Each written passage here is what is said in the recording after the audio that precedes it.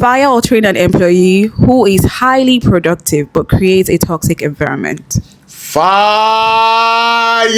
You even need fire from NSPPD. Fire! Fire! Fire or train an employee who delivers excellent results but cuts corners to get them. Fire. Because that's a character issue. It's not a competence issue. Like we normally say, the end justifies the means. Is a lie. Is that the end justifies the means that makes Yahoo boys say, as long as they have money, they are successful? But no, it's illicit wealth. Think about it. There's a Bible verse that says, there's a way that seemeth right, but the end is what? Is destruction. The way seems right, which is the means, but the end is destruction. It means that you should check the way always.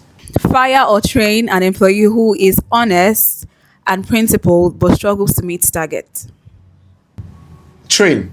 You said honest, principled. Not that the person is lazy. Person does what they're supposed to do, but it doesn't just happen. Oh, that happens to me a lot too. Did I fire myself? No. So train, obviously.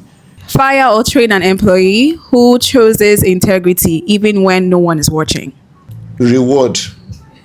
That's you dash the person money or bonus. You don't fire or train them. They choose integrity when no one is watching. You reward that person. That person becomes a standard for others. Fire or train an employee who takes full responsibility for failures without shifting blame.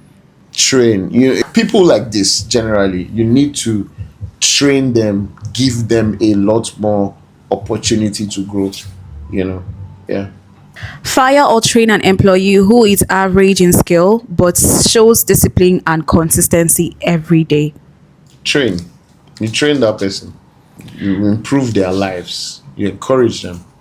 Fire or train an employee who has big ideas but lacks the discipline to execute them. I would first train, then if there is no change, I'll fire. Because sometimes people that are very creative with their ideas, they find it difficult to put themselves together to work. Awesome.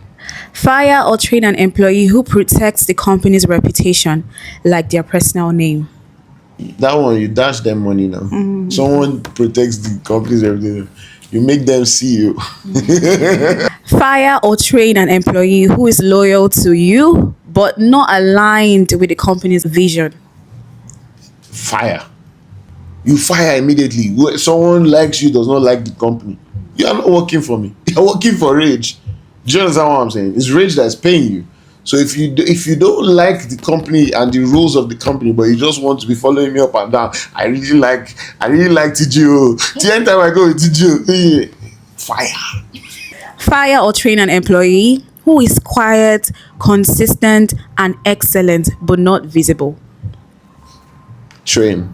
Visibility is key. We're in an era where if you're not seen, you're not known. If you're not known, you won't be rewarded. And it's very important that everybody learns this as you work in various places and all of that. You come out, you show your line manager what you're doing, you interact with your colleagues and say, this is what I'm learning right now. These are the projects I've accomplished. Let people see. Because there's a case that just came to mind now.